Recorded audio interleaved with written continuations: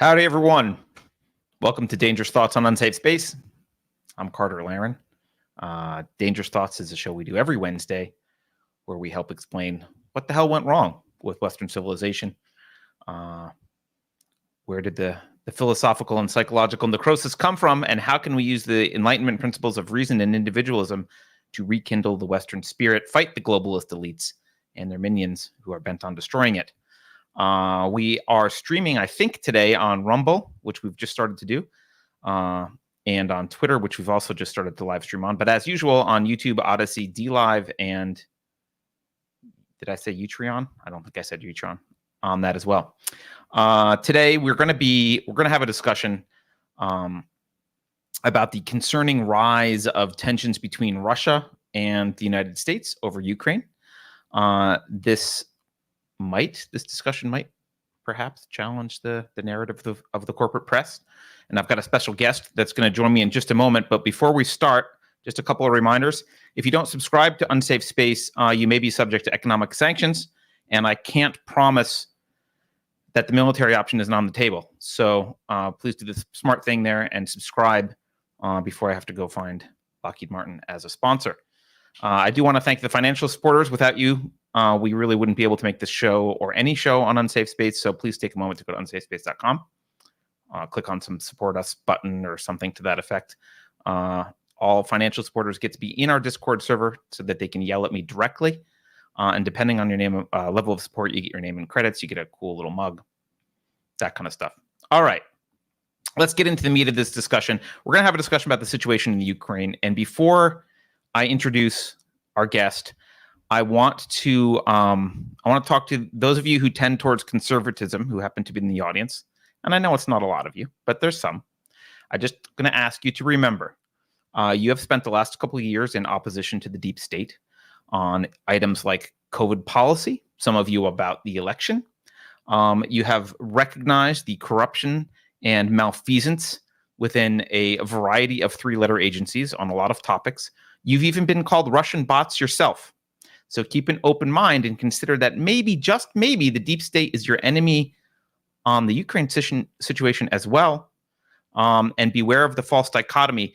Just because someone might oppose U.S. foreign policy doesn't mean that they're supporting Russia. Both can actually be wrong, it turns out. That's how the world works. So with all of that, I am honored to introduce Scott Horton. Scott is the director of the Libertarian Institute, editorial director of Antiwar.com, host of Anti-War Radio, as well as the Scott Horton Show podcast.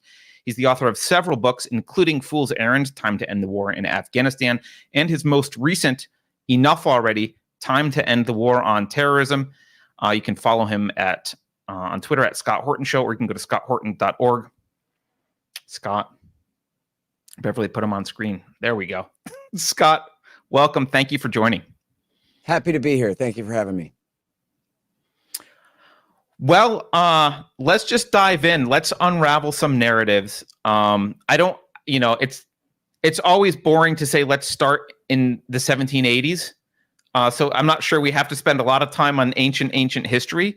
But I read something of yours in which you talked about kind of the history of Crimea, and Crimea has been used as part of this narrative of Russian aggression in more recently. So maybe just get us caught up on the recent history of Russia and the Ukraine and why the U.S. alleges to have some interest in what the hell's going on. Yeah. Great question. And if I can, I'd like to go back actually to your start and your preface there, especially in, kind of reaching out to and talking to the conservative right. Remember, it was Donald Trump that said we should get along with Russia. And then they framed him for treason with Russia for daring to say that. Well, and for daring to run against Hillary Clinton. And they were trying to get him. But the point is that, he was right. And at one point he said that, geez, really, I don't know why everybody's so upset. I talked to Henry Kissinger and he told me that I was smart and right. And that this is what we should be doing, is tilting toward Russia to balance against China. Now, I'm not a China hawk, but I would point out that Henry Kissinger is essentially, was Nelson Rockefeller's man, is the centrist foreign policy establishment's now grayest graybeard. And this is the guy who advised Nixon back when they split China away from Russia and made friends with China 50 years ago. At that point, China was the weaker power, and we were using them to balance against the Soviet Union. Now, the same guy was saying, yes, this is our real politique. This is our real, as they call it, realist foreign policy, as opposed to neoconservative foreign policy that says that we want to have this amoral take and balance powers against each other in order to keep any one power from dominating in Asia or Europe. Other than America, we can dominate everywhere, but that doesn't count.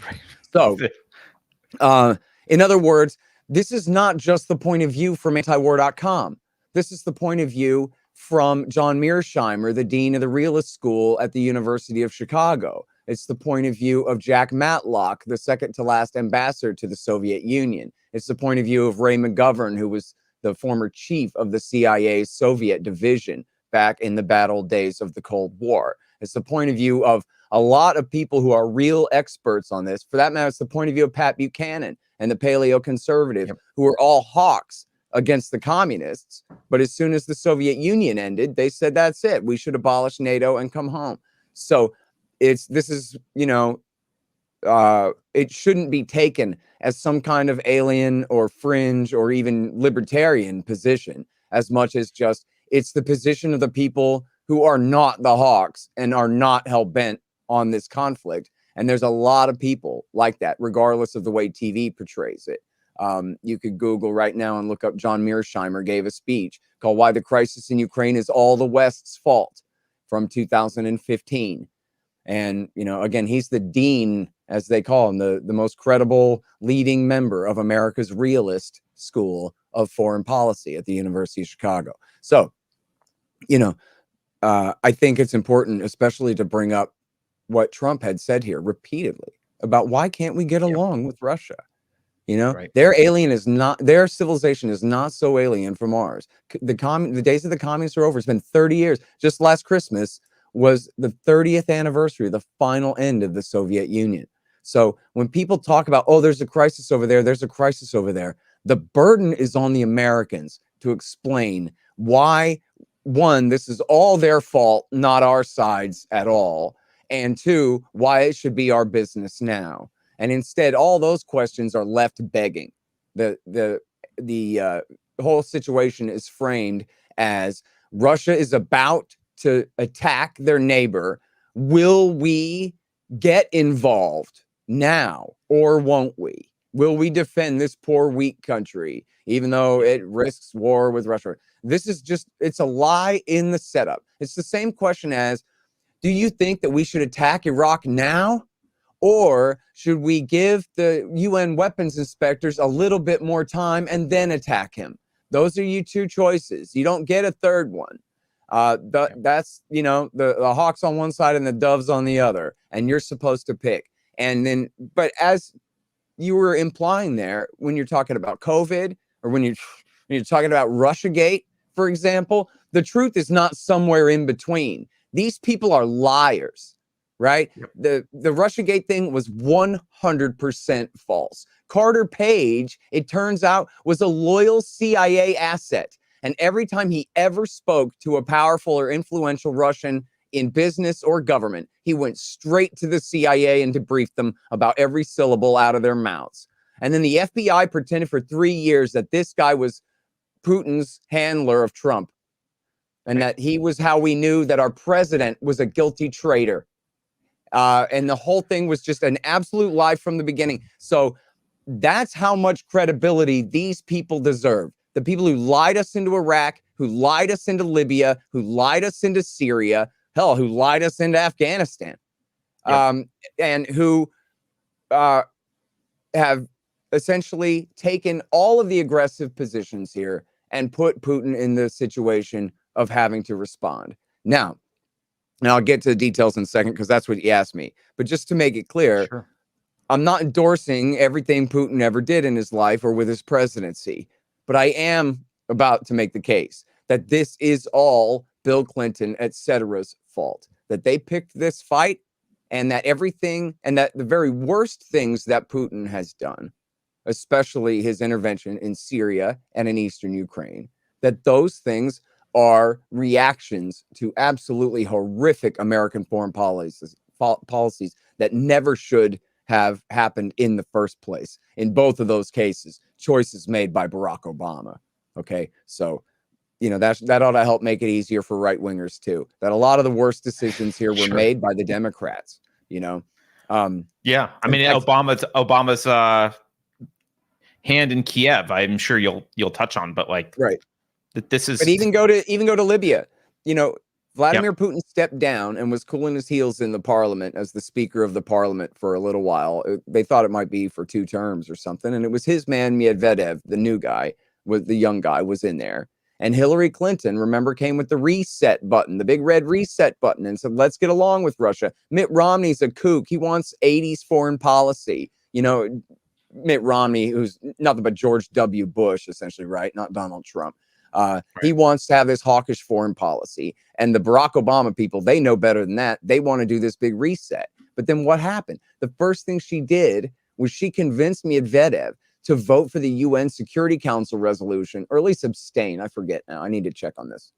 At least abstain. I think he even voted for the UN Security Council resolution authorizing the no-fly zone over Benghazi on the outright ridiculous, trumped-up lie that Muammar Gaddafi's forces were about to massacre every last man, woman, and child, 700,000 people in the city the size of Charlotte. So he had to intervene to save them. And then within days, they said, oh, well, protect the civilians ultimately means regime change in Tripoli or they'll never be safe, right? And so she completely screwed Medvedev and got him in so much trouble with Putin. And that helped to encourage Putin's return to the presidency after only 1 term in the parliament, where the idea was that he was going to do at least 2 and help to build up this guy Medvedev as his eventual successor and this kind of thing. And Hillary completely humiliated him and ruined that and brought Putin back early, right? So whose fault is that? Right. It's and she destroyed Libya. Fault. The Americans' fault. That's whose fault it is for starting an aggressive war against, Gaddafi's Libya, which had come in from the cold, which George W. Bush had made a deal with only 7 years before and was cooperating with the Americans in the war against Al-Qaeda. What Obama do? He took Al-Qaeda's side, the Libyan Islamic Fighting Group and Ansar al-Sharia, against Gaddafi, the secular dictator. I mean, this is madness, right? So then you go, well, that power-mad, power-monger Putin returned early to the presidency. Okay, but that's only 0.1% his fault, and the rest of it, Barack Obama and Hillary Clinton's fault for their lousy decision-making, And it's the same thing for Libya and Ukraine. Now, I don't want to sound like I'm dancing around it, but I just want to get to the point that, Ron Paul is a patriot. Nobody thinks that he's a commie. Nobody thinks that he's Michael Moore, the left-wing Hollywood libertine, right? Ron Paul is a patriot. He's an Air Force veteran. He's a Republican congressman of however many, decades. You add it all up there. And he's just known better than this from the beginning. As simple as that. That's it. He just knows better. And so here's what Ron Paul knows and what Ron Paul told you then. America's overthrowing the government in Kiev in 2014. Ron Paul went on Fox News and said this and warned that this was happening. He says, this is the second time in 10 years. The Orange Revolution was W. Bush did it in 2004. This is now America doing another coup against the same guy, Yanukovych, who was the democratically elected in a fair and free and fair election in 2010. And as confirmed by German and other Western monitors and so forth. And they used a bunch of Nazis to do it. Everybody should be familiar with the F the EU phone call by Victoria Nuland. Now, if you ask CNN, they go, oh, no, a diplomat used a bad word. That wasn't the point. The point was, why was she saying F the EU? she was saying the Germans are taking too long to do the coup d'etat. And we are going to push them out of the way, and we're going to do the damn coup d'etat ourselves. F the EU.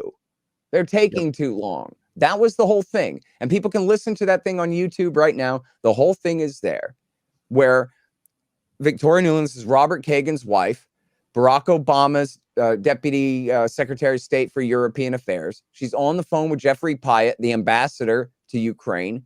This is leaked in early February 2014, 2 weeks before the coup, essentially. And there she's saying, we don't want Klitschko, the boxer, who's currently the mayor of Kiev. We don't want him in there. We want him on the outside doing public relations. Yats is the guy. Yatsenyuk. We want him to be the new prime minister. And we want Tannibok. You got to get on the line with Tannibok and put him together. Google Tannibok. There he is with a Hitler salute and the SS lightning bolts behind him. He's the founder of the Social Nationalist Party. Ahem, ahem. Okay? And these are the guys who Victoria Nuland and John McCain went to the Maidan Square in the winter of 2013-14 there and passed out sandwiches and cookies and gave speeches praising them all for their bravery, etc. It was just a couple of weeks later, they went ahead and did the coup anyway. I mean, they were caught red-handed. The Russians, presumably the Russians, had intercepted that phone call and posted it on YouTube, and they went ahead anyway. Yep. And they did the coup, and they did it, and guess who became the new prime minister? Yatsenyuk. And guess who stayed on the outside to do public relations? Klitschko. And it was exactly what she had said. And they used real Nazis to do it. And I don't mean like shirtless, shoeless Alabama skinheads from the backwoods of a small town, the outskirts of a small town. We're talking about the proud grandsons of the Galatian SS who perpetrated the Holocaust in the Second World War. And they idolize this guy Stepan Bandera, who served Hitler in the Galatian SS as they massacred Jews and Poles by at least tens, I think hundreds of thousands. So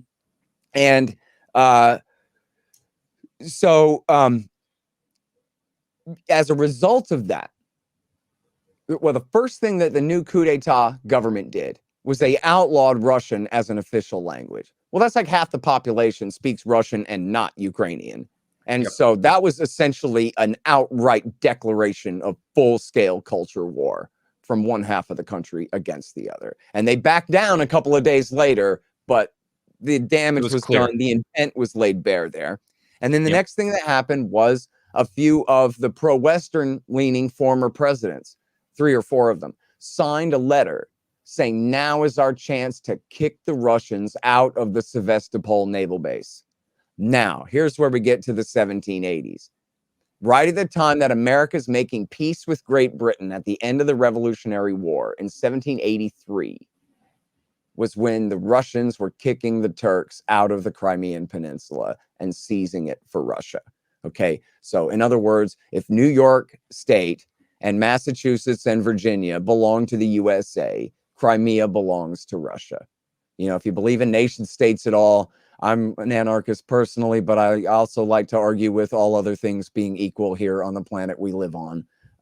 In a world of nation states, Crimea is part of the Russian nation state, and it has been for, since before the U.S. Constitution was ratified. Now, the reason that it belonged to Ukraine at all was just a funny quirk of history, basically, which was that after Stalin died, Khrushchev needed the support of the Ukrainian Communist Party in order to replace him and rise to power. So they say drunk one night, I don't know, the Secretary General of the Communist Party of the Soviet Union issued an edict. I know, you're really impressed, right? This is the same thing as if, I don't know, I feel like you're describing Dr. Strangelove, but okay. Yeah. So. No, the General Secretary of the Communist Party mumbled something, and this is now, holy writ that all humans must abide by forever, And so this is in 54. Now, Khrushchev gives Crimea to Ukraine, but at that time, everybody's answerable only to the Kremlin anyway, right? So it doesn't really make any difference. It's the USSR, So it's a ceremonial title, basically. Sure, right. You can be yours, but nothing's yours. It was politics, but not really power,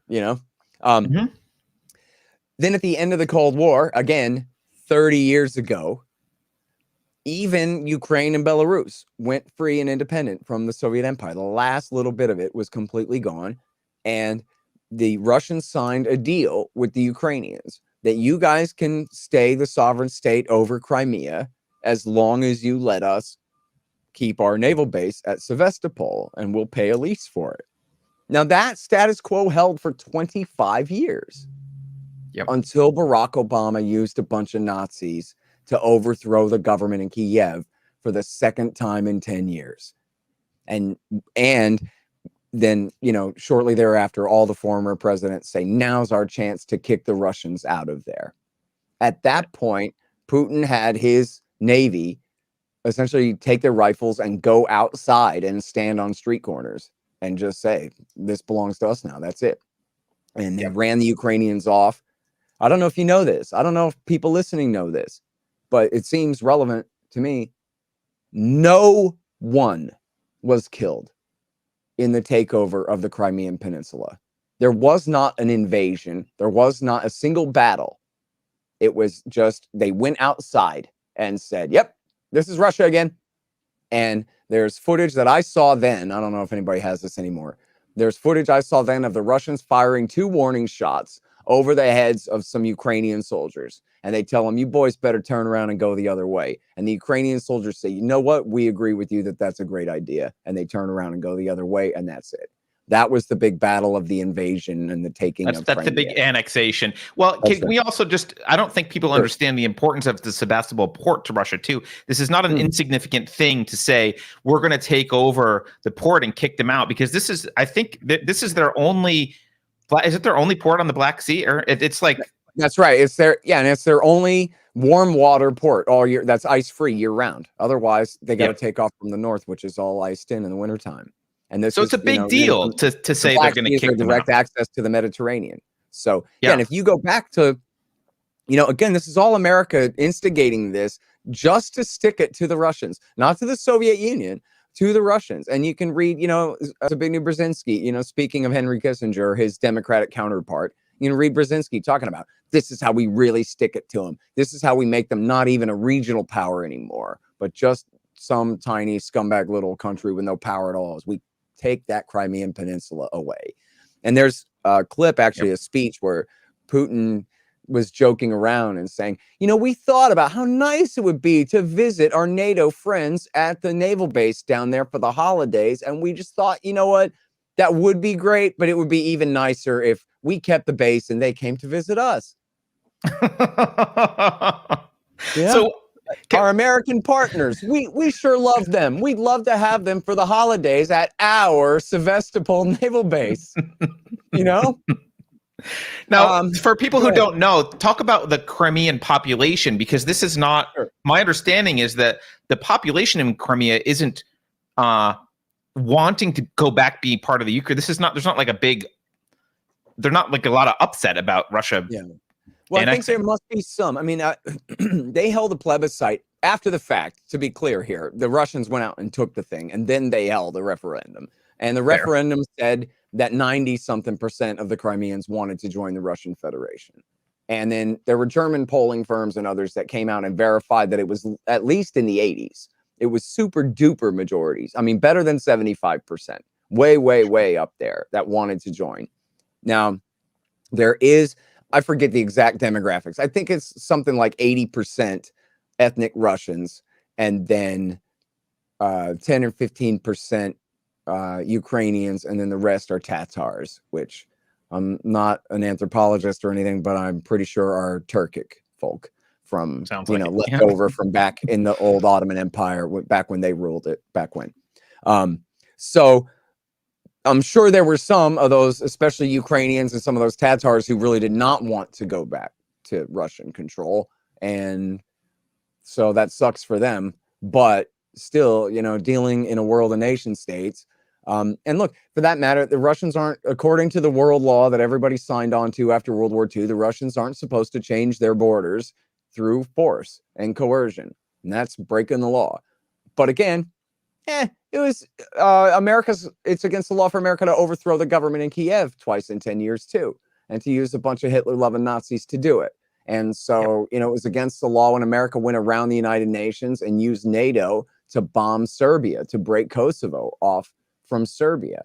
And it was against the international law when they waged these color-coded revolutions against many of Russia's allies in the near abroad, against Serbia, against Georgia, against, I always forget if it's Kyrgyzstan or Tajikistan. I think it was Kyrgyzstan in 2005, against Hezbollah and the right-wing Christians in Lebanon in 2005. They tried in Belarus twice, again, Ukraine twice, and all that's against the law too. Except when it's the Americans doing it, it's supposedly just fine or whatever. So I don't want to, because I am explaining the other side of the story here. I don't want to, or I do want to stipulate where like what they did is against the rules. However, look at the context, right? And then what happened next is also very telling, is that the population of the far eastern Donbass region, bordering Russia in far eastern Ukraine, it's Donetsk and Luhansk are the two oblasts there, counties or provinces or however they do it. And they said, well, if you guys can do a coup d'etat and occupy a bunch of government buildings and overthrow the government, then we can occupy a bunch of government buildings and refuse to recognize the authority of your new government that you've, your new junta that you guys have installed in power here. And then the first thing that happened was the Kiev government declared a war on terrorism and invaded the east of their country and started a massive war and started slaughtering people. And then, throughout that war in 2014 and 15, something like 15,000 people were killed. And the whole time, over and over and over again, I mean, this is like the first Russiagate hoax in a way, over and over and over throughout 2014, they claimed that the Russians had invaded Ukraine. Top of the fold, top of the page, front page, New York Times. Russia invades Ukraine. But it just was never true. They never sent their infantry and they never sent their armored divisions across at all. All they did was send clandestine, Spetsnaz or whatever other special operations type forces to help the people of Kiev to keep the people of the Donbass to keep Kiev and their power out. But they did not send their troops in and send their infantry in. And at that point, Putin could have just taken a Sharpie and said, okay, this is Russia's new borders now. And all this Donbass belongs to us. And what are you going to do about it? He didn't do that. And in fact, in February of 2015, the people of the Donbass region held a big referendum and voted to join the Russian Federation. And then Putin told them no. And so we don't want you. And there are a few obvious reasons for that. I don't necessarily know all of them.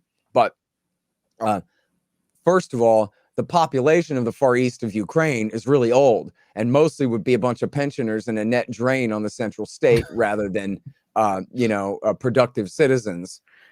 Secondly, other than a few important companies that make helicopter engines and rocket engines in the far east of Ukraine that Russia's dependent on, virtually the rest of all that industry is very old and decrepit and would require massive investments to make profitable, especially if they got to compete in the world market against the Germans and things like that. There's not much there for the Russians to use other than, in a counterproductive way, digging themselves a pit. Sure. And that probably would have pissed off NATO too, I would imagine. Yeah. Well, and then the other thing is it would have pissed off Russia's own security establishment in a way, probably, because if you absorb the eastern half of Ukraine, which is predominantly Russian speaking and Russian leaning, well, then what do you leave? You leave the western half of the country that's dominated not just by ethnic Russians, but by hardcore right-wing nationalists now reacting in the aftermath of getting their clocks cleaned in a massive war and half of their country taken away, right? So then right now, he has a pro-Russian population that he can use to balance against Kiev, right? That forces some kind of compromise there. And so it could be noted, by the way, that the reason there's so many Russians in Ukraine is because of Joe Stalin, did this deliberately under the Soviet Union and moved all these Russians in to dilute the power of the natives in Lithuania, Latvia, Estonia, and Ukraine, and wherever else too, in the stands in Central Asia, and all those other things. Just a fact of history. I mean, you can't really blame those people who live there now for that, but that's, why it's like that. Yeah. But so then Donald Trump comes into power, and where Barack Obama was afraid to arm the Nazis that he had used to overthrow the government there, Donald Trump was all in. And in fact, I know there's at least one quote of Don Jr. saying, now you can't call us Russian traitors because see all the weapons that we're pouring into Ukraine. So in other words, just like the FBI told CNN, well, if we can't overthrow him through the 25th Amendment, at least we want to be able to hem him in and prevent him from having a pro-Russian foreign policy. And so then that worked, right? If you point your finger and call Don Jr. a traitor 6 times, he will then arm the other side of whoever you accuse him of collaborating with to prove that he's innocent. And it's, you know, pretty black and white kind of reverse psychology 101 sort of thing. Yeah. Yeah. So, now they haven't sent like tanks and heavy artillery and stuff like that, but they have sent Javelin anti-tank missiles, which are a step up from the TOW missiles they sent to Al-Qaeda in Syria, for example, which are wire guided. These are radio guided or laser guided, I guess, anti-tank missiles. And then they've sent a lot of trucks and a lot of Green Berets for training and this kind of thing. And then also throughout the Trump years, and I don't know if this was because of his orders and in reaction to being falsely accused of treason with the Kremlin, or if he had no control over this whatsoever and the Pentagon's just doing whatever they do, and who knows what they even told him. You know what I mean? But which is entirely possible given what we know and have learned about the deep state. Yeah.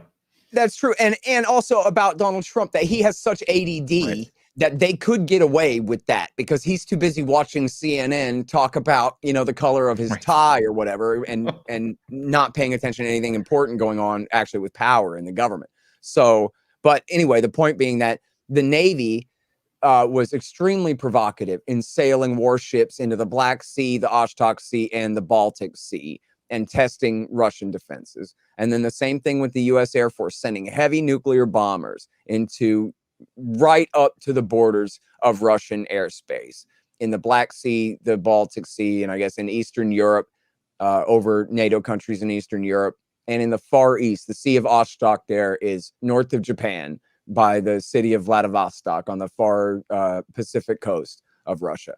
And I mean, imagine for a minute. Well, I don't want to do the whole shoe on the other foot thing. I'll do that in a second. But just this one. Sure. Just imagine there were heavy Russian H-bomb bombers constantly testing America's defenses off the coast of Virginia and California and Florida.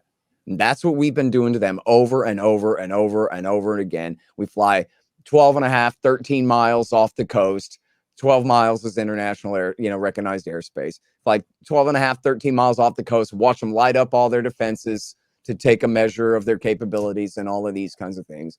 And as I'm almost certain this came from a Stars and Stripes article originally, but we wrote it up at antiwar.com the other day. Dave DeCamp wrote it up, was under Biden, all of these provocative flights have increased 120% over how it was during Trump, and how it was during Trump was already extremely provocative, right? So this, now finally we get to, this is why the Russians have been building up in Ukraine to signal that they want a ramping down of all these new arms going in there, and they want assurances that America is not going to bring Ukraine into NATO. And so then, I mean, look at how the Americans handle it. As soon as they start building up their forces, on the 1st of November, the Washington Post screams, Russia building up invasion force, preparing to invade Ukraine.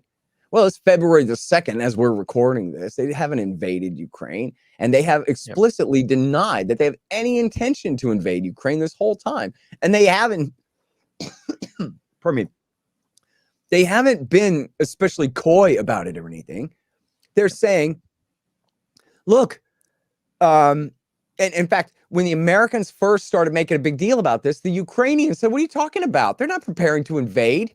They're moving troops around at their bases. They do that all the time. The Americans say they're building up right on Ukraine's border, but that's not true. They're building up 200 kilometers in, which is 150, 170 miles where their bases are there. Yep. The Americans make it sound like they're lining up on the border, preparing to cross the border. But this is a much more latent threat than that. And again, they say, look, we have no intention of invading Ukraine. And then they don't say, unless you refuse to give in to us. They're not saying that. What they are saying is, but now that we have your attention, which is still, it's less of a threat. I mean, it's partially one. I'm not trying to be naive or ask your audience to be naive. There's a bit of a threat of coercion there, but just a bit of one. It's it's meant to be a very latent threat. If you think of like Jack Kennedy and the Cuban Missile Crisis, that which direction we tell our ships to sail, that's diplomatic language itself, right? And so, when they do this, what exactly does it say when they move this amount of artillery pieces here or there, And what it is they're not trying to make an immediate threat. They're trying to present a very latent threat and convince the Americans that don't you prefer it stay very latent. That's what they're doing. And so then they say, our demands are simple. We want to promise that you're not going to bring Ukraine into NATO. And now that Donald Trump tore up the Intermediate Nuclear Forces Treaty, again, the guy that wanted to get along with Russia was essentially, I guess, coerced by the empire itself into taking all these hawkish stances. So he tore up the INF Treaty. In fact, I'll tell you, I know this from talking with Chas Freeman and others, that they say that the Russians really did violate the INF Treaty first. It's the Intermediate Nuclear Forces Treaty, the Medium-Range Missile Treaty that Reagan signed in '87 that kept medium-range nukes out of Europe this whole time, 30 years, 35. And they say, and it's kind of unproven, but it's suspected and I guess likely or very possible that the Russians actually broke the treaty first. And then the Americans said, aha, you're breaking the treaty. And instead of saying, let's get back in talks right now and save it, they said, we're tearing it up. And the reason why is because the Americans also want to start deploying mid-range nuclear missiles, but not in Europe. Just like the Russians, they want them for China. The Russians want these medium-range missiles for their frontier with China, which they get along pretty well with China these days, but still. And the Americans also want them to ring China with medium-range missiles. So they're willing to tear up this treaty that keeps medium-range nukes out of Europe in order so they can put them in the Far East. But now Putin is saying, hey, look, you tore up the treaty where you promised to keep medium-range nukes out of Europe. And it just so happens that the anti-ballistic missiles that America has installed in Poland and have the radar stations in Romania, those are fired from the Mk-41 missile launcher. And Putin has said this specifically over and over again. This is a dual-use missile launcher. It can fire, and it's the same thing with our Aegis ships in the Baltic Sea and the Black Sea. These missile launchers can be used to fire anti-ballistic missiles, and they can also be used to fire Tomahawk cruise missiles tipped with H-bombs. And Putin is saying, I want in writing that you're not going to deploy medium-range nukes in Eastern Europe. And I'm telling you now, you try to do it in Ukraine, I'll run roughshod right over the thing. I want to promise that you're not going to bring Ukraine into NATO. Now, people keep saying that this is the big ask, but it's the big ask in the sense of it's kind of the smoke screen. In other words, Putin knows that he is not going to get a treaty where America promises to never, ever bring Ukraine into NATO. He's not going to get that, and he knows he's not going to get that.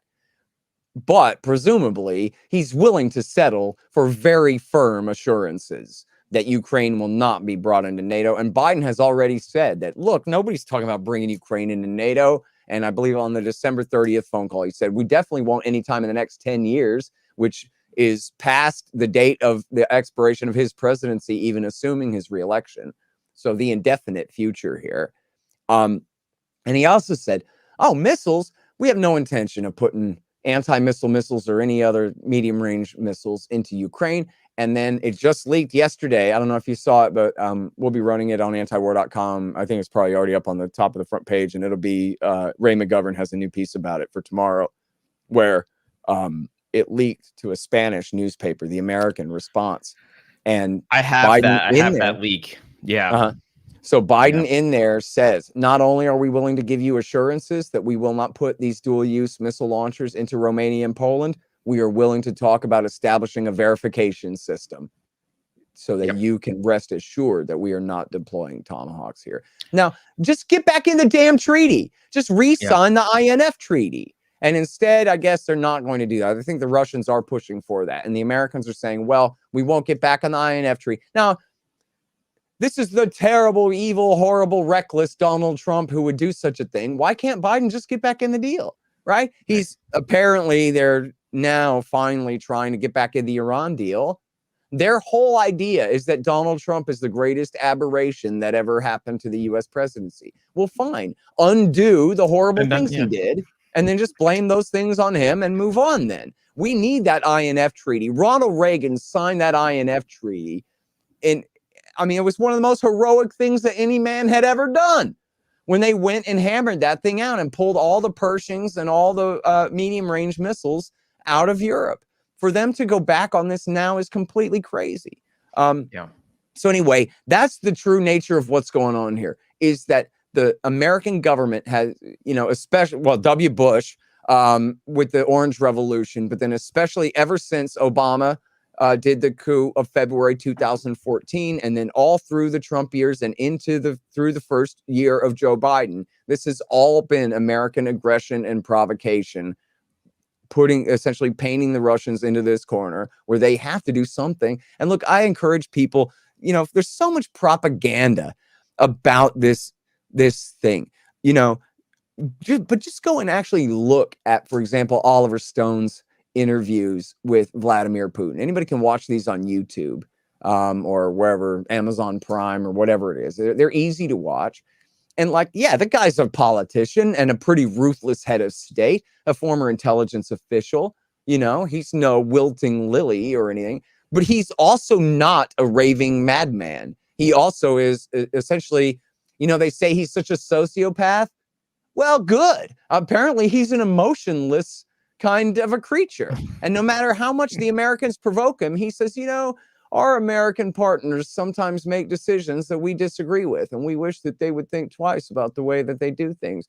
And he just absolutely stays diplomatic and polite no matter what the whole time. But he says, listen, Oliver Stone, you ring my country with anti-missile missiles from dual-use launchers, you kind of put me in a tough position here.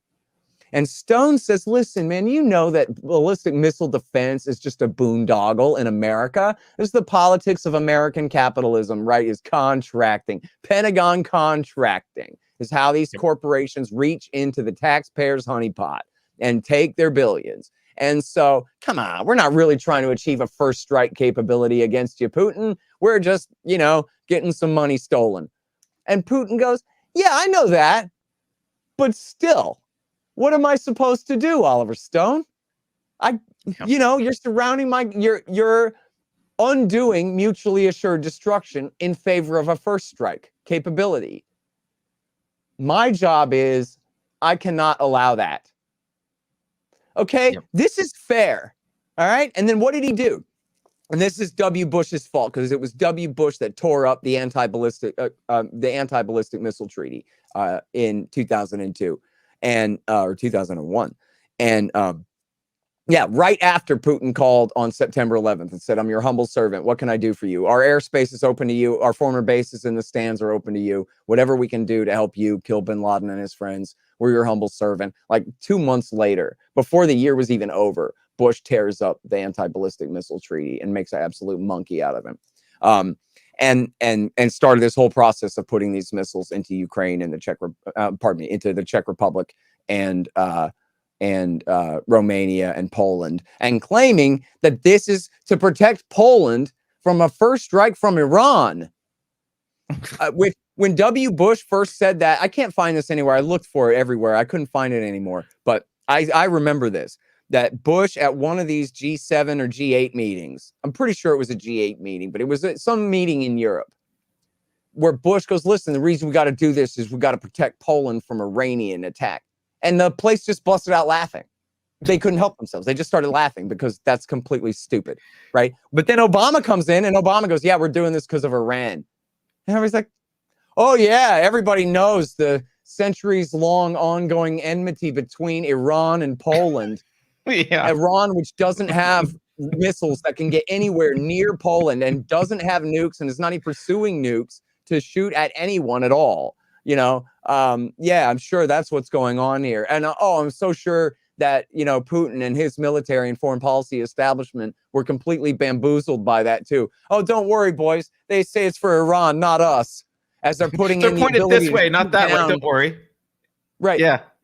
The whole thing's crazy. And now, so here's shoe on the other foot real quick. What if America had lost the Cold War and Reagan had bankrupted us and our economy had fallen and failed in the 80s, and it was the Soviets who were triumphant, and the Warsaw Pact had gone on to absorb all of the former NATO states of Western Europe, and then they came over here and they started absorbing the states of Latin America, Brazil and Argentina and Chile, and then up into Central America. Now they're moving on Mexico and Canada, and they're using Nazis to overthrow the government in Ottawa, and then they're declaring war. Oh, and they promised to kick the Americans out of all their naval bases in Alaska, and which, President Nixon had gifted to Canada in the Cold War when it was part of our NATO alliance, and it didn't make a difference, right?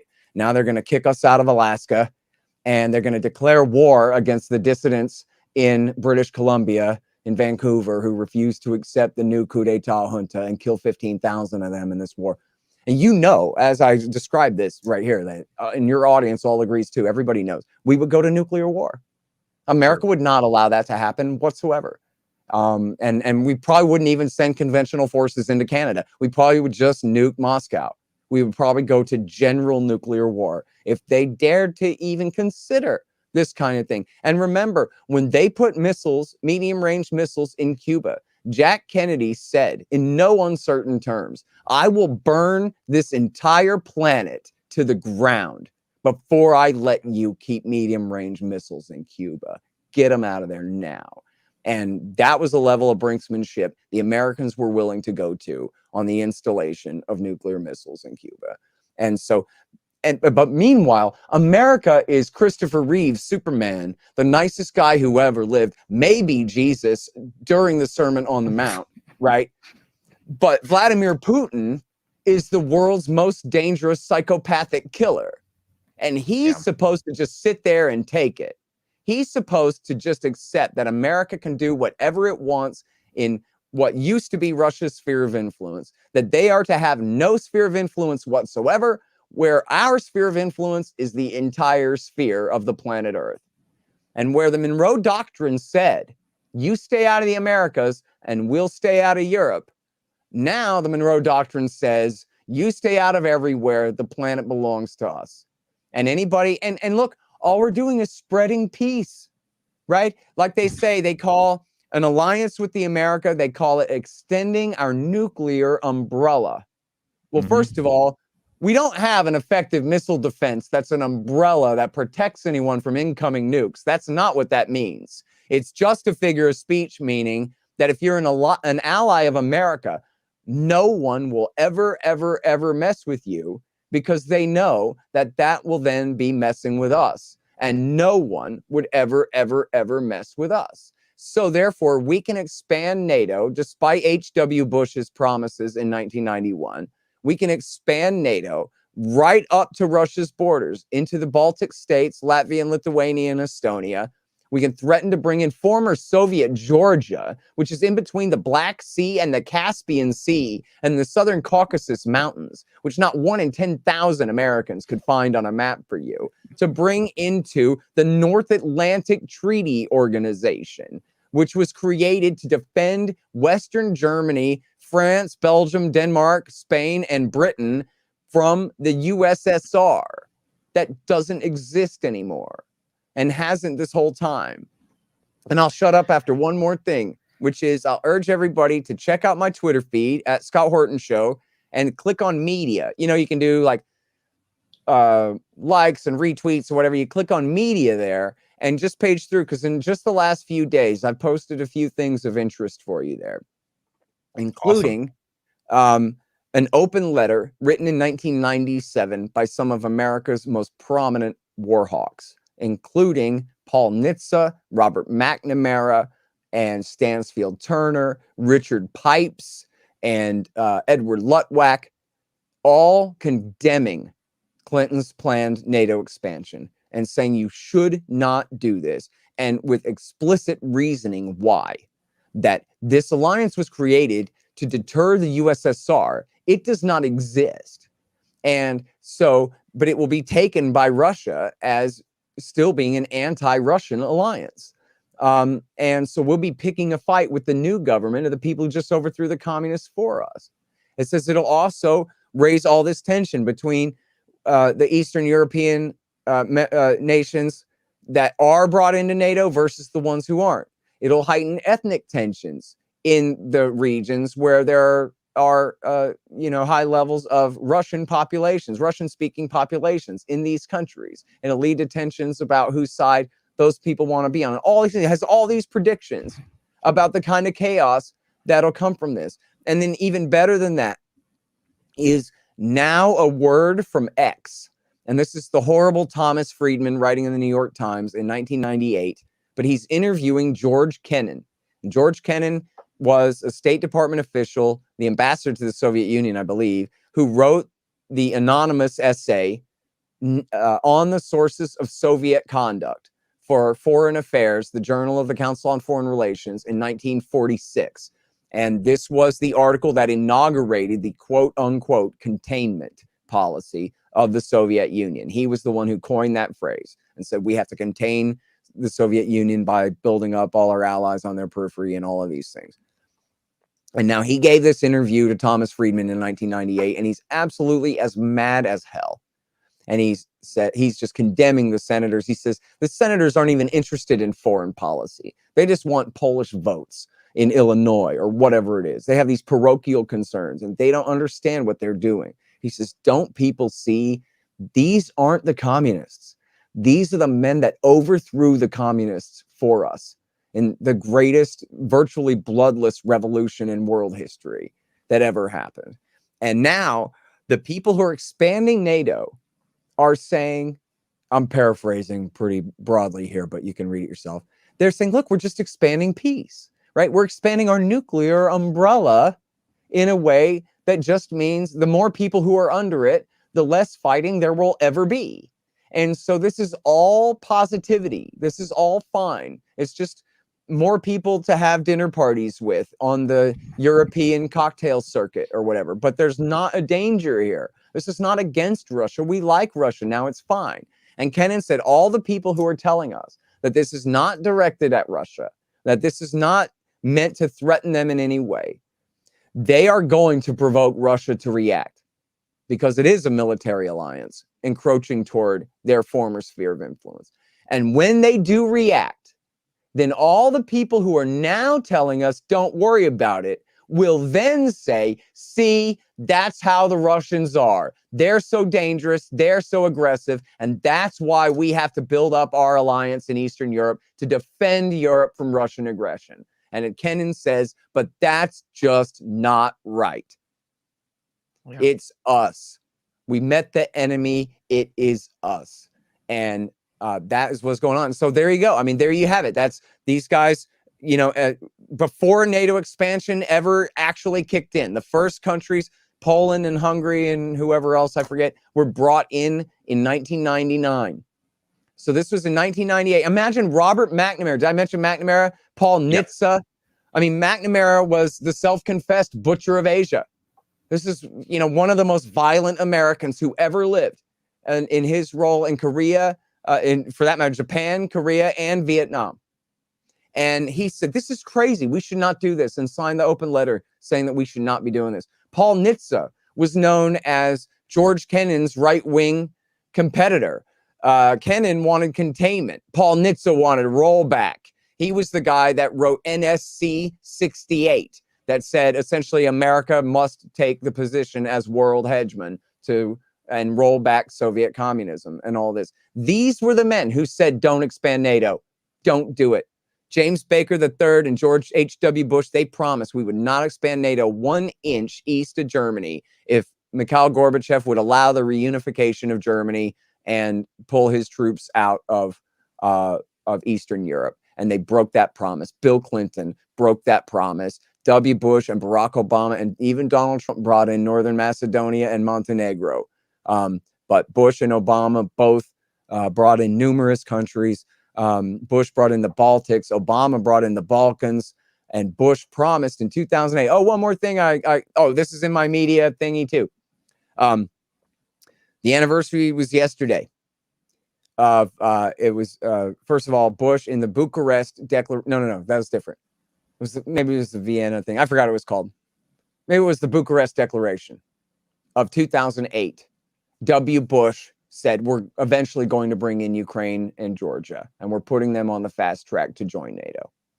Then our current our current CIA director, William Burns, was then the ambassador to Russia. And he wrote a memo. This was February the 1st, 2008. And because of the heroic Julian Assange rotting in solitary confinement at the hands of the empire in Britain right now, who posted the WikiLeaks online, we know that William Burns wrote back home to the State Department, "Niet means niet." And that's the title of the essay. Everyone can find it at wikileaks.org. And it's Burns reporting that I just met with Sergei Lavrov. And Lavrov, of course, always very diplomatic. That's Russia's foreign minister. Lavrov instructed us that, boy, oh boy, are they against America bringing Ukraine into NATO. And in fact, will not stand for it. Right. And see this as their highest security concern. And they want the Americans to know that actually you're not going to bring Ukraine into NATO. In other words, if you do try it, Kiev will be ruled out of Moscow within a week or two, and then try to bring them into NATO, punk. That was what he's saying. He's laying down the law, and it was Putin himself. I don't know if this was a hot mic, or I think just he was tattletaled on by an Italian diplomat shortly after that. And he said to the Italian diplomat that that we could be in Kiev in 2 weeks. And that is the worst threat that Putin has ever made of war against Ukraine. And that was in 2008 in reaction to Bush promising to bring Ukraine into NATO. And what does that tell you? What that tells you is just like America will not allow Canada to be integrated into the Warsaw Pact, Russia has a red line and they will enforce it. And this is it. And America should respect that. You don't have to like Vladimir Putin to understand that. America is in the wrong here. And look, how about this? Bill Clinton and W. Bush and Barack Obama and Donald Trump have been in the wrong. Them and their men, Mike Pompeo. These men have been in the wrong. Is that so hard to accept that Madeleine Albright and Condoleezza Rice and Hillary Clinton made bad choices? No, that's the world that we live in. These people do the wrong thing. That doesn't mean, look, I'm a Texan. I'm an American. I'm not partial to any foreign governments. I'm just saying this is the truth, dude. This is all the U.S. government's fault. We don't have to have a relationship with Russia that resembles this kind of contention in any way whatsoever. This whole crisis is made in Washington, D.C. Yeah, I mean, it's from a layman's perspective, you think, well, the Berlin Wall falls, Soviet Union's over. Wouldn't NATO just kind of be dissolved at that point, and we strike up a new relationship with the new governments of the former Soviet Union and have a different kind of dynamic in the world? But no, we need to keep that going. And well, it keeps coming up too, that because everybody remembers, it's the pop culture references that really crop up in everyone's mind, is the kid saying to the Terminator, "But I thought we were friends with the Russians now." And the Terminator says, "Yeah, but Skynet knew that they still have the most amount of nukes. So if you want to kill humanity, you still start a war with Russia anyway. It doesn't matter that we're friends with them now." Yeah, he mispronounced Lockheed Martin, but Skynet is fine. Yeah, that's fine. Right. Yep, that's right. And look, I'm glad you bring up Lockheed, because Lockheed is at the core of this. They're at the center of this. It's not just like a rhetorical flourish that the military industrial complex and all that. But no, quite literally, a single individual human man named Bruce Jackson, executive vice president at Lockheed, spent millions of dollars on this project to create, guess what? The Committee on NATO Expansion. The entire purpose of which was to get rid of Lockheed products, just like any salesman trying to empty out their inventories and refill them again. That was his job. And, you know, he's the same guy that bankrolled, you won't be surprised, the Committee for the Liberation of Iraq in concert with the neoconservatives, and made a very close alliance with Richard Pearl and Paul Wolfowitz and Scooter Libby and the worst of the ringleaders of the neoconservative sect that lied us into Iraq War II. This is the very same men who did it, and they did it for the most narrow, short-sighted, narrow-minded, you know, just pocketbook-driven concerns for their own company at the expense of the safety of all of humanity. And, you know, honestly, I've been at this a long time, but there was a subject that I had never quite like gotten to, and I don't know what I thought of. I guess I just hadn't even really thought about it. But it probably wasn't until like 2009 or something that it finally came to my attention that, you know, that the guys that make the H-bombs, the companies that make the H-bombs, it's not the Sandia National Laboratory and Lawrence Livermore Laboratory that make the H-bombs. It's companies. It's Lockheed and Northrop Grumman and Honeywell. They make the H-bombs. Raytheon maybe too, but no. And Raytheon, yep. And they lobby the U.S. government that, don't you guys need some more H-bombs? Just the same as any other lobby in America works on the government. You know, the NRA, people always are wondering why the NRA doesn't do a good job of representing gun owners. That's because that's not their job. Their job is selling guns to the government. That's what they lobby for. They represent arms manufacturers, and the government is their biggest captive market, you know? And you know, that's just one. But you look at the entire military industrial complex, but look at, you know, Archer Daniels Midland and Monsanto. Look at Citigroup and Goldman Sachs. Look at, you know, the biggest hospital companies and insurance companies. These, you know, these are the special interests who rule. And what they do is they send their lobbies, they pay pennies on the dollar to have their lobbyists influence the Congress to write the laws so that they keep getting our money. That's it. And the thing is about it is that everybody knows that, hell, the same rules apply to Israel and Saudi Arabia, which is why Israel and Saudi Arabia have a hell of a lot more say over American foreign policy than the American people do, and probably as much as Lockheed does. But here's the point I'm getting to. There is no exception when it comes to the nuclear weapons market.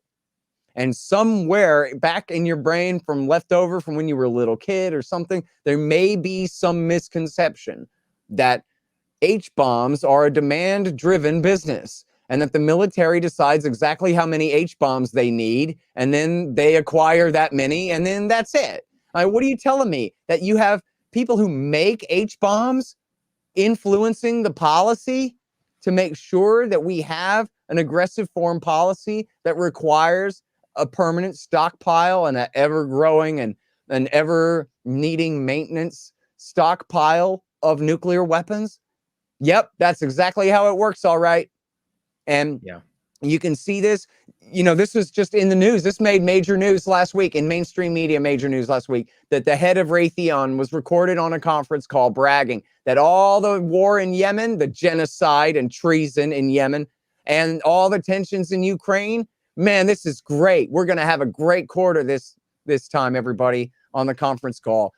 You know, this is just where their money's at. And back to where we were supposed to start anyway, based on your first question. When the Russians seized the Crimean Peninsula, Andrew Coburn, the great journalist in Washington, D.C., he had a source that was at a party at Crystal City, which is, you know, military industrial complex headquarters outside of Washington, D.C., outside of the Pentagon in Virginia there. And they were, whoever his source was at a cocktail party that night. And news came across the wire. The Russians are seizing the Crimean Peninsula. And they all whooped and hollered and laughed and celebrated that it is on. And you had all the military contractors there. Wonderful. A contest between the two most heavily armed thermonuclear superpowers is great for them.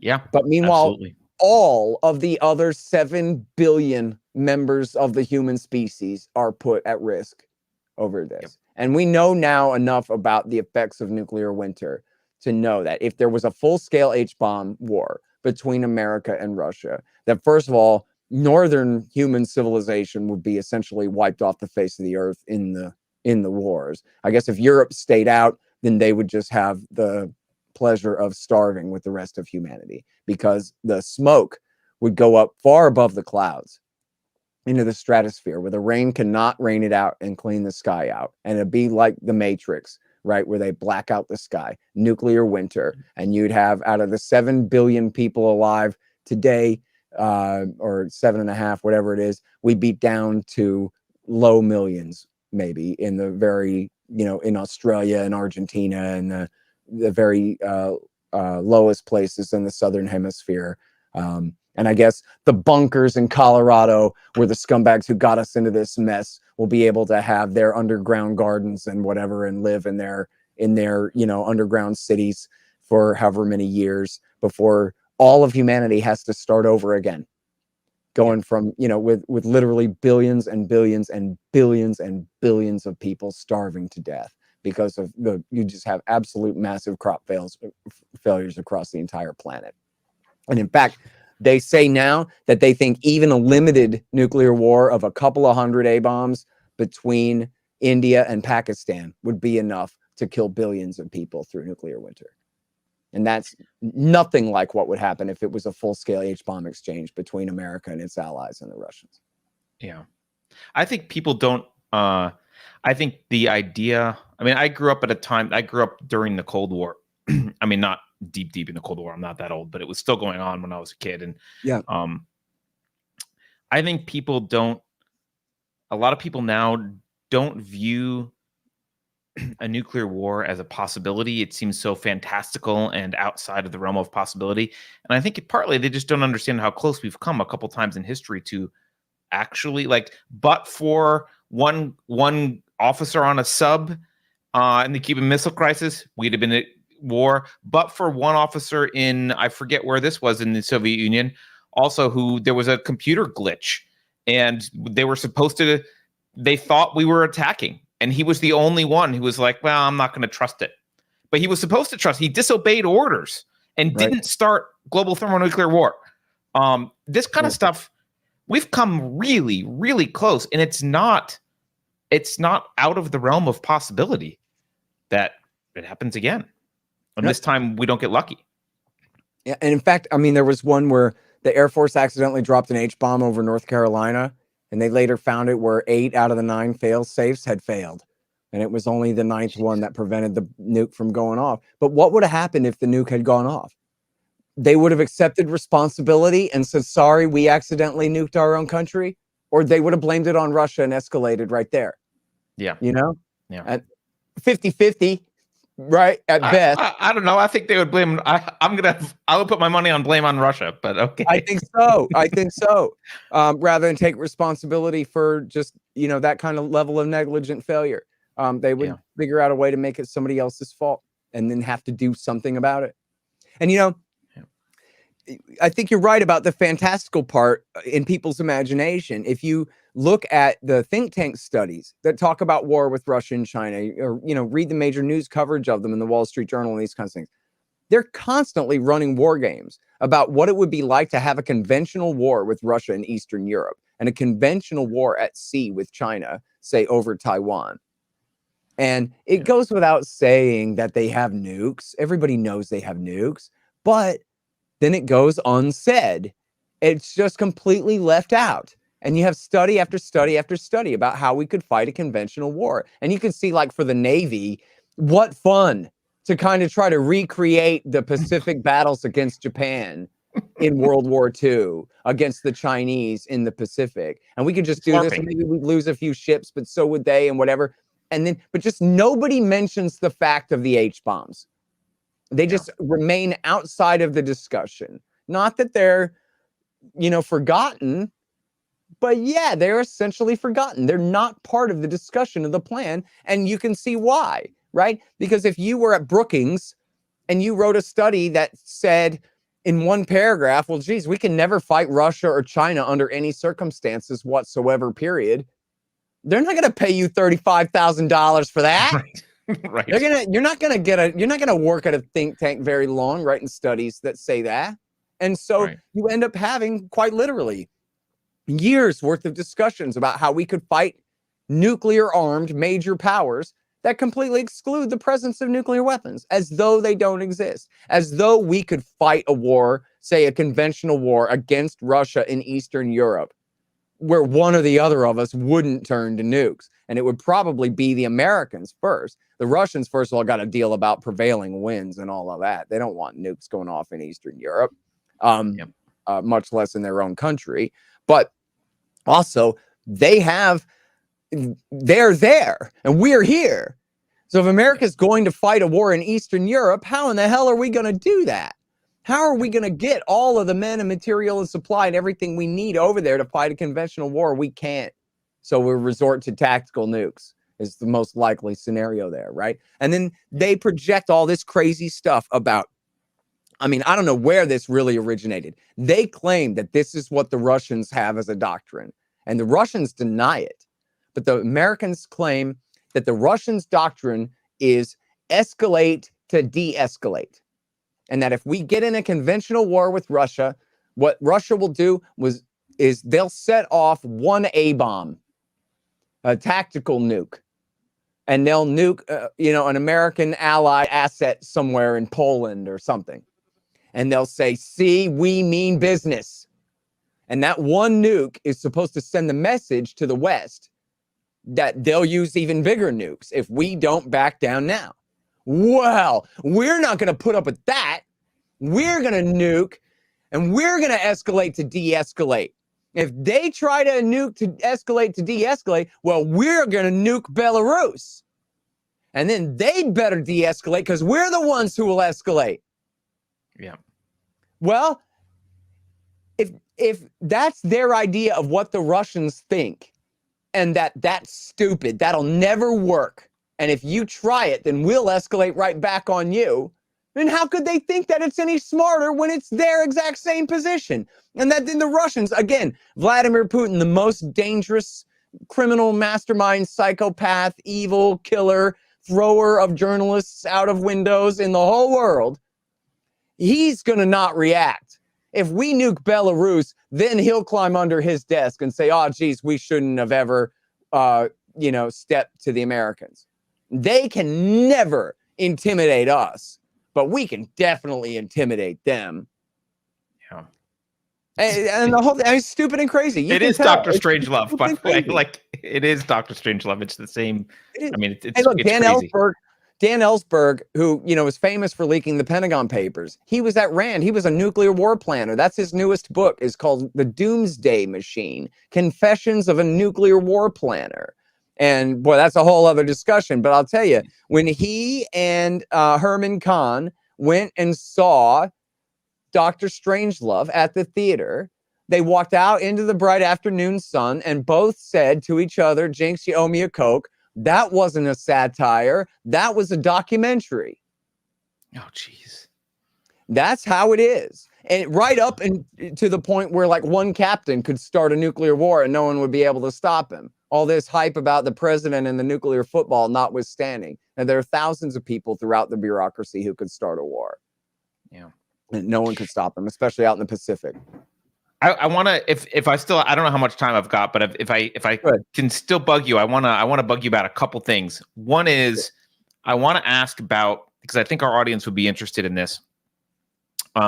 Right after the I'll call it the revolution, but right after the coup in Kiev in 2014, you had the Burisma Holdings. And I've heard you talk about this before. Let's talk about what they did and what that signals about who's on what side and what interests are aligned here. Sure. So back to the FDEU phone call between Victoria Nuland and Jeffrey Pyatt. Nuland says, listen, well, right along the lines of FDEU, we're pushing the Germans out of the way. We're going to do this ourselves. And I just got word from Jake Sullivan in the vice president's office. That's our current national security advisor, was then national security advisor to Vice President Biden. I just got word from Jake Sullivan that the vice president is willing, and we're going to get him on a conference call with the participants tomorrow to give him an attaboy and to get the deets to stick. And He's the one, as they put it in White House terminology, Biden held the Ukraine brief in the Obama administration. He was in charge of America's Ukraine policy. And he was leading the plot to overthrow the government. Again, this phone call was leaked, presumably by the Russians, 2 weeks before the coup, and then they did it anyway. Right. Caught red-handed, did it anyway. But, and this part is speculation on my part, I don't know this, but it's the obvious answer, right? Is that the guys at Burisma, they had heard the FDEU phone call and had heard that the vice president was so involved in this. And, you know, maybe they knew through other means. I don't know, but that's the most obvious way for them to know that. Well, the thing with Burisma was they had been closely connected to the previous government that Biden had overthrown. So they were afraid that the new government was going to persecute them and take it out on them. So in order to protect themselves, did they hire the new Prime Minister Yatsenyuk's brother or son? No. They hired the son of the Vice President of the United States of America as an insurance policy to ingratiate themselves in with the new government. We might have been friends with the last guys, but we're cool. Joe Biden says we're cool, so don't come after us now. That was why they hired Hunter Biden and paid him. First, they said 50. That was a lie. They paid him $85,000 a month. That's $1 million a year, essentially just as protection. Right? The Americans are just gangsters, man. That's how they roll. That's how they do business. And now Putin, pardon me, Biden, America's Putin, Biden is on camera at the Council on Foreign Relations saying, yeah, so I went over there and I told them I want the prosecutor fired. And if you don't fire him, then you're not going to get your billions of dollars of relief money. I'm the vice president of the United States. I can withhold that relief money. You're going to do what I say. And lo and behold, they called me up, said the prosecutor's been fired. And I got on the plane and left. Hardy har har har. Now, if you go to Snopes or factcheck.org or PolitiFact or NBC News, they'll tell you that, oh no, this is totally taken out of context. Joe Biden couldn't possibly mean that he wanted this prosecutor fired because the prosecutor was looking at prosecuting Burisma for their criminal activity. And the reason we know that that's impossible is because all of those investigations had already been closed. And so there was no investigation for them to be extorted into closing. Well, that's just not true. And the great journalist Matt Taibbi, who lived in Russia for a time in the 1990s and speaks Russian, made some phone calls and did the work. And he's got great journalism. I'm not sure if this made Rolling Stone or if this was just his Substack. I think this is in the Rolling Stone before he left Rolling Stone. Was he went and found that actually there were a number of separate investigations into Burisma at that time, some of which were dormant, some of which were active, none of which had been completely closed. And that all the facts exactly fit with the original accusation there, that this prosecutor was looking at Burisma, and Biden said, well, what the hell's the point of doing a coup if my guys aren't sitting in the attorney general's chair? Get rid of this guy. And so they got rid of the guy and replaced him, as Taibbi again points out. Biden says, no, the PolitiFact and the fact checkers and Facebook and whoever all say, oh, no, you're missing disinformation, that they were just trying to weed out corruption. Oh, really? The guy that they replaced him with was far more corrupt and documented as such all over the place as a far more corrupt operator than the guy they got rid of, who actually did have something of a reputation for trying to do the job honestly of tackling political corruption in that country. And so there you have it right there. And then the president of the United States was impeached. I know if you took that year off, you wouldn't believe me. This guy Horton is full of it. This makes no sense. What are you talking about? They impeached for the third time ever. An American president was impeached by the U.S. House of Representatives, in this case, for holding up an arms deal to the Nazi-infested armed forces of Ukraine. Armed forces that his predecessor was afraid to arm after empowering said Nazis. And he temporarily held up that arms deal because he was trying to pressure the government of the American-installed coup d'etat junta in Kiev into reopening those investigations into the criminality and corruption of Burisma, which should have been open and running all along, right? Yeah. Trump was unobstructing justice. And that's what he got impeached for. Biden had obstructed, right? And they impeached him for it. It's so ridiculous. And the idea also that we're supposed to believe that when Biden says, get rid of the prosecutor who's investigating the cash cow that my son works for, that's getting rid of corrupt. It's because he cares so much about corruption. That's why he was doing it. Yeah. No. All those investigations were dormant. And we know that because some intelligence official claimed that to the Post once, and everybody repeated it after that. And that's all you need to know, you know? So where are we today? Today we heard Putin made some. So I read the documents that were leaked from the Spanish language stuff. I don't remember where exactly they came from. Biden sent a few thousand troops to Europe. And by the way, in those documents, we didn't talk about this, but in those documents, the United States refers to Crimea as part of Ukraine. Yes, that's true. I mean, which seems a little bit like saber rattling. Right. Yeah. In fact, they demand that Russia withdraw also from Georgia, which South Ossetia is no longer part of Georgia. Sorry, guys. Just like with the Crimean Peninsula, you know, the Americans shouldn't have picked that fight. The W. Bush administration gave Mikhail Saakashvili reason to believe that they would have his back if he started that war in 2008. And so he invaded South Ossetia, which was occupied by Russian peacekeepers who were there under a deal signed with our European Union allies. Not in aggressive invasion occupation. They were peacekeepers there under the law, and the Georgians attacked them and started killing them. And the Russians then came through the tunnels and over the mountains and, re-seized South Ossetia, marched part of the way into Georgia, and then stopped. They could have taken all of Georgia at that time. There was no way that America was going to do anything about it. And they stopped. And then in fact, they backed up again, back to the borders of South Ossetia. So, it seems to me South Ossetia belongs to the South Ossetians. I'm for secession and autonomy whenever possible. But even if you say, nuh-uh, that belongs to Georgia no matter what, well, fine. Maybe George W. Bush should not have done a color-coded revolution in 2003 and overthrown Eduard Shevardnadze and replaced him with this lunatic Mikhail Saakashvili who would dare start a fight with the Russian Federation.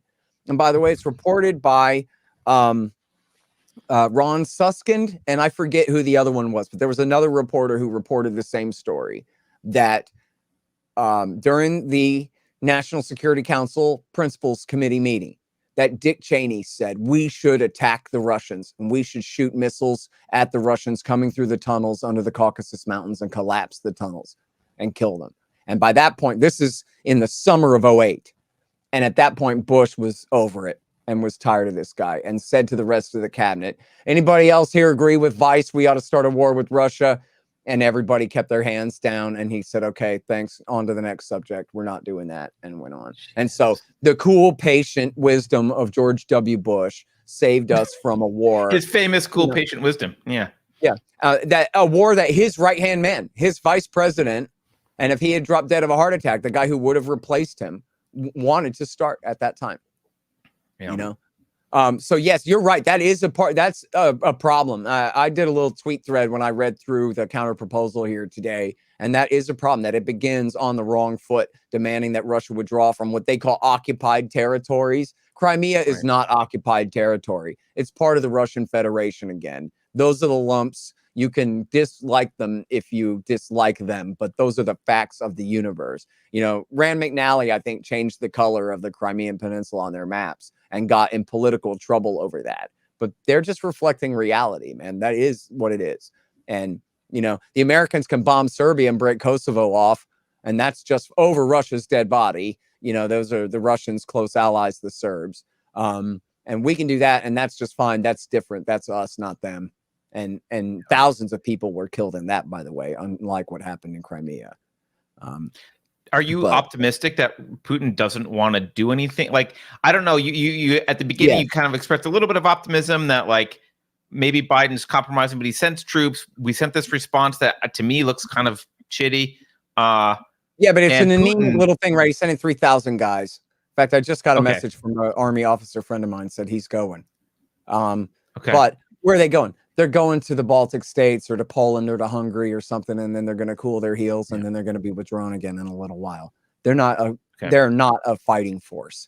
You know, America's not sending tanks to Germany, and we're not, you know, arming up, mobilizing for war with Russia right now. We're just not. And Good. Putin has said, Biden has said repeatedly that worst case scenario, that Putin rolls all the way to Lviv, we're not intervening. Ukraine is not an ally in NATO, and we are not obligated to defend it. He said that in no uncertain terms. So again, back to the bottom line. When Putin says, I want a treaty that promises you'll never bring Ukraine into NATO, he knows he's not going to get that. What he really wants is these extremely firm assurances that it ain't going to happen anytime soon, and that we're definitely not going to deploy Tomahawk cruise missiles in Eastern Europe. Right. And maybe back off the Crimea issue. Crimea is not in there, right? I mean, they accuse Russia at the beginning and say, get out. But they don't, in all their different proposals for different kinds of talks throughout the thing, they never say, we want talks over you withdrawing from Crimea. They know that that's a non-starter. So, I think, look, I think that the threat of Russian invasion of Ukraine was overblown by the Americans in the first place. And then I think that, thank goodness, that Joe Biden is as weak as he seems and is climbing down exactly as he should be climbing down. And meanwhile, the Republican Party is attacking him for being weak when they're supposed to be attacking him for being reckless. Yep. And, you know, the W. Bush wing, they can't get it through their head that the American Republican right are no longer W. Bush interventionists. They are America firsters. And they might like kicking butt, but also they've got lots of butt kicking out of their system right now. And they're tired of this. And they don't want this. And well, I think Washington's the bigger threat than Moscow to them, right? I mean, that's the truth right now. That's exactly right. I mean, look, here's the bitter, bitter pill. America has no enemies at all. None. Every power on the planet is our friend. The Chinese are our second biggest trading partners after Canada, more than Mexico. And we've gotten along with them for 50 years, half a century since Nixon and Kissinger went over there, shook hands with Mao and said, look, we have our differences, but let's put them aside and work together. We're talking about 1 billion people. We're talking about 1/7 of humanity there. What are you going to do about it? This planet's not big enough for us and them? Well, it's going to have to be. Okay? And then there's the Russians who, again, no matter what we do, Putin says, oh, our American friends and partners, our American friends and partners, our American friends and partners. You know, it's essentially a conservative, you know, from conservative to nationalist, right-wing, white Christian government with a red, white, and blue flag that's trying to be part of European civilization, and we keep kicking them in the face and telling them that they're Asiatics and belong, you know, to some other civilization and are not really part of Europe. And it's just crazy and stupid and wrong. There's no reason we should be doing that at all. And then you just picture the globe in your head, spin the globe. There are no powers in Latin America anywhere. The USA is the only power in the Americas. Brazil will never have a blue water navy, ever. They don't have the capability and they don't have the intention. That is it.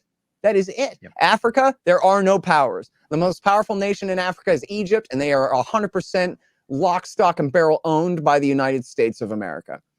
Every nation in Europe is our friend. The one that they hate the most, other than Russia, is Orban's Hungary. But he's a member of NATO. So, okay.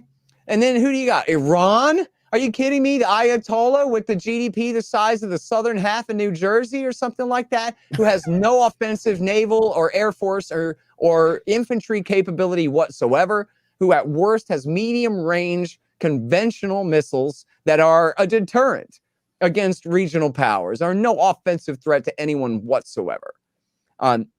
Next, some Israelis going to start whining to me about Hezbollah, the pseudo little tiny militia pretend state in southern Lebanon. Yeah, I'm quaking in my boots. Then you got India, 1 billion people, desperately poor, still with this backwards caste system and communism and just crazy government control over their economy. They're going to stay poor for the next 300 years, man. They're not But coming. they're still our friends. They're still our friends, but they just don't have power to project. Yep. And then that's it. Who do you got left? Indonesia, Australia, spin the globe. That's it. We're back to America again. You got the lost continent of Atlantis, or you got Mars attacks from the movies. But other than that, like, what if everybody just take a deep breath? What if it just didn't have to be this way at all?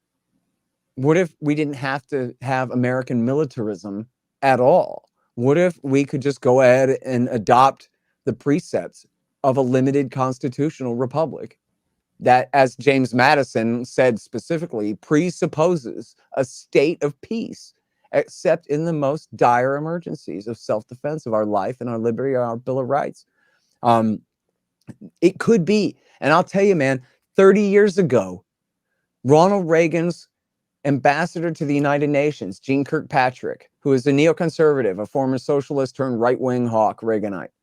She was the one who wrote the article in Foreign Affairs about how it's okay to back right-wing fascist authoritarian tyrants around the world because at least they're not totalitarians like the USSR, right? That was her position, right-wing hawk. Then when the Cold War ended, she wrote an essay for the National Interest that said we can be a normal country in a normal time. And now it would be wise for us to shed the burdens of superpower status and just be a humble, commercial, limited constitutional republic and share the responsibilities of global governance with our other friends and powers of the earth. The Soviet Union is gone. The Wicked Witch is dead. It doesn't have to be this way. And then, you know what they do? They waited. I mean, the Soviet Union wasn't even gone yet, right? The Soviet Union fell apart. Christmas Day, 1991 was the last day. But America had already moved to the Middle East by January of that same year. They'd already gone to Iraq and expanded the footprint and declared the New World Order, unipolar American world empire over the planet. And, you know, I don't know exactly how she felt about Iraq War I, but I know she supported Iraq War II. And the idea that we could be a normal country in a normal time was gone forever. Somehow now we had to stop Saddam Hussein with the clean-shaven chin and the French beret from passing nukes he didn't have to Osama bin Laden in the Obi-Wan Kenobi robe and the beard down to his knees. Who the CIA trained in the first place, but of course, yeah. And who Saddam Hussein was deathly terrified of and had no relationship whatsoever, which the CIA had told Bush just after September 11th and repeatedly after that in the run-up to the war. And in fact, we know now that they had two extremely high-level spies inside Saddam Hussein's government, Naji Sabri, and I forgot his first name, Habush. And that was the head of intelligence and the foreign minister, the highest level people in Hussein's cabinet. And they told the American CIA over and over again, we got no ties to Al-Qaeda. We got no weapons whatsoever. Swear to God. They knew they were lying the whole time. I mean, this is what's happened. I think it's a sad story of we spun up this enormous military industrial complex, to use Eisenhower's words. We spun up this enormous deep state military industrial complex, and when we no longer had an enemy, we just started creating them. Yep. And instead of spinning it down, taking the peacetime profits, stop taxing our citizens so much, stop spending so much money on national defense. Instead, we just looked for people to bomb. And we're still there. I know. I mean, and imagine remember back in the 1990s when they were still desperately searching around for an enemy. For a while, it was South American cocaine dealers. Oh, yeah. We're supposed to stand in. Pablo Escobar was the problem. We didn't have a war on terrorism yet. So it had to be something. They said, the Ayatollah could make missiles that could deliver nukes here probably in like 35 or 40 years if he tries really hard. I don't know. That's not very scary. So what they do, they pretended, they even made movies, right? Like they made Harrison Ford blockbusters about America's war, with the Army and the Air Force against drug businessmen. because it had to be something, you know? Yeah. And it's just crazy. I mean, you think about, you know, I cite in the book a guy from Princeton University, calls himself an economic geographer, who talked about the amount of money that had been invested in providing security for the Persian Gulf since the inauguration of the Carter Doctrine in 1980. And he said from 1980 through 2007, that America had, I think his words were, misallocated $10 trillion. Holy crap. On providing security. Or was it 7? I'm going to go with 7 because that's the more conservative number. It doesn't matter. I mean, so we spent $7 trillion we didn't need securing the Persian Gulf when, as he put it, the transport of oil supplies in and out of the Persian Gulf was never in jeopardy. So, you know, there was the tanker war during the Iran-Iraq war for a moment there and everything. But again, that was America arming both sides in that battle during that. Right. And even taking Iraq's side after Saddam bombed an American ship. But anyway, for the vast majority of this time, there's no threat whatsoever. And everybody in the region has one interest overriding all other interests, and that is keeping those sea lanes open so they could sell their oil to the world market. And here we spent $7 trillion when we didn't even spend that much on Middle Eastern oil. We spent $7 trillion securing oil that we weren't even buying. Right? We're securing it so they can what? So they can sell it to China. That's what Donald Trump said. Donald Trump says, why are we patrolling the Middle East when all this oil is going to the Chinese? Which was right. We don't even buy Middle Eastern oil. Well, that was between 80 and 07. So what about when W. Bush embarks on the terror war and blows another $8 to $10 trillion in the Middle East in the name of establishing and securing American hegemony in a region where if we just walked away, everything would still be fine anyway. And in fact, when Biden made the slightest kind of hints at backing off his support for Saudi in the war in Yemen, for example, the Saudi, first of all, the UAE sent a guy straight to Tehran. And the Saudis then sent their guys to Baghdad to meet with the Iranians in Baghdad. And they immediately started talking with the Iranians as soon as America started backing away.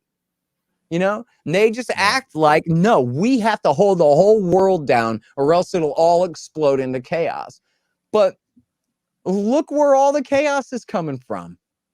Yep. Who's killed 2 million people in the last 20 years? Not Vladimir Putin and not Xi Jinping, you know, Jinping. It's the Americans who've done it. Yep. Yeah. We not only directly, but just by arming people. I mean, arming both sides of wars constantly.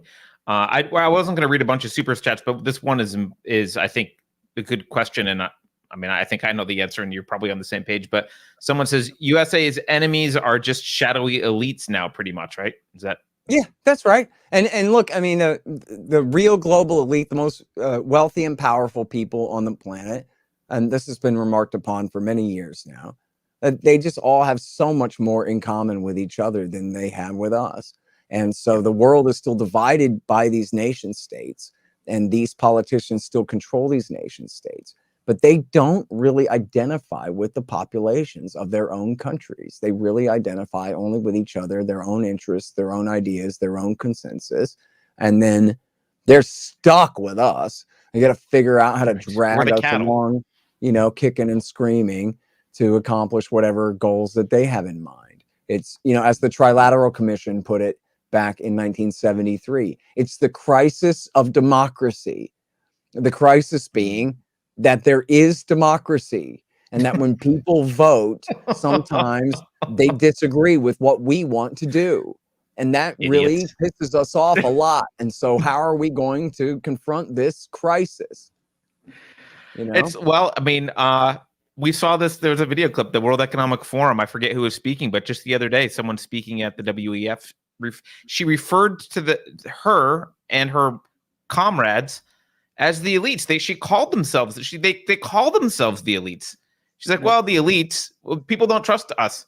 And the non-elites don't trust the elites. Yeah, they don't like us anymore. And what are we going to do about it? You know? Yeah. Or how are we going to get them to obey anyway? You know? Yeah, exactly. Yep. Man. Well, look, I've taken a lot of your time, Scott. So I've had a lot of fun. Thanks for having me. You are, I mean, I love what you have to say. You're just a fountain of knowledge on this stuff. And I wish that we didn't need your expertise anymore, because we could just stop doing all this crap around the world, and you could go smoke pot or do something else. I don't know. But as long as we're doing it, I'm glad that we have someone around who's keeping track of all this. I really am trying to put myself out of business, but I'm not very good at it, I admit. Well, can you remind people where they can get your book, how they can find you and follow you online and stuff? Sure. So my books are Fool's Errand, Time to End the War in Afghanistan, and Enough Already, Time to End the War on Terrorism. And they're both also available in audiobook now as well. I'm proud to say that my Afghanistan book is endorsed by Colonel Douglas McGregor and Noam Chomsky. So that'll give you kind of a taste. Chomsky said it was the best book on Afghanistan he ever read. And McGregor said that he tried to recommend it to the Army War College because he wants all the Army officers to have to read it. So I'm pretty proud of that one. Yes to that. Do you think they'll say yes to that? No, I'm sure they told him no. But he did recommend it to them, though. And then Enough Already is that's every war from Jimmy Carter all the way through the end of Donald Trump, the entire American Middle East catastrophe, one through line all the way through for you. It came out about a year ago. And as I say, the audiobook is out. That's all at libertarianinstitute.org/books. And if you hate Amazon, I got links to all the alternatives too, if you can get it all the other places as well. And then I'm the editorial director of Antiwar.com, and I host the Scott Horton Show at scotthorton.org. I got 5,600 something interviews going back to 2003 for you there, almost all on foreign policy at scotthorton.org, and sign up for the podcast feed. And if anybody in your audience lives in LA, I'm on the radio on Sunday mornings on 90.7 KPFK. Wow, they still let you speak to Californians, huh? That's right. You know, I got that story is like everybody goes to California and they either make it or they come home. Well, I got to keep my show and then come home and live my life anyway. I told my boss, I said, I'm hired. He goes, yeah, you're hired. I said, okay, I'm going home, but I'm keeping my show. And he goes, hell, go ahead. So I only did about 3 or 4 or 5 live shows there before I turned around and came back to Texas, but I've got to keep my show. That was 12 years ago, 11 years ago. That's awesome. And I got to keep my show in LA ever since. So pretty good deal. Cool. Well, look, thanks again. Thanks again for your time. As a reminder for everyone, please invade and annex the subscribe button if you want to help support us, grow the community by sharing the video, share links to Scott's stuff. It's awesome. Follow him on Twitter. I follow him on Twitter. It's great. You can get the other side of the stuff CNN's not telling you about all this stuff. And a quick shout out to those of us who support us financially. So thanks to everyone. And yeah. Scott, thank you one last time. It's a pleasure, and I'm gonna try and get you back because I could probably talk to you for days about some of this stuff. It's amazing. You know what? Give me email me your mailing address, and I'll send you a copy of the book, and we'll talk about the Middle East. Oh, awesome! All right, well, let's do that. Great. All right, take care. Bye, everyone.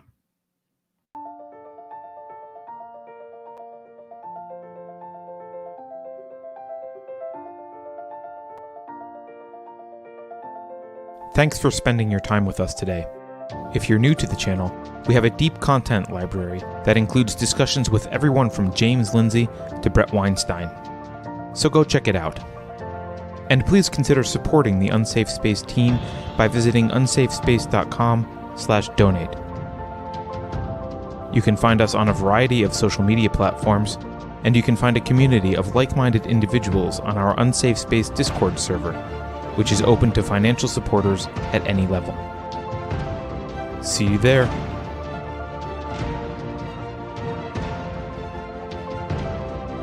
Warning. This is an unsafe space. Dangerous ideas have been detected. The content of this production has not been authorized by the Cathedral. Pay no attention to it.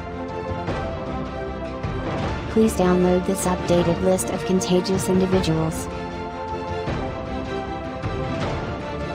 Use the hashtag GetBoosted to receive 2 complimentary Liberty pellets. Mass formation psychosis is just a right-wing talking point. Please purge it from memory and resume your programming. If you think about it, no one should be allowed to express opinions. But don't. Think about it, I mean. That's not your job. Thinking has been scientifically proven to be less efficient than compliance. Science, scientific, and scientifically are registered trademarks of the World Economic Forum. Unauthorized use is prohibited. Computer voice courtesy. Never mind, that last line is fake news. Please disregard it and return to your safe space immediately.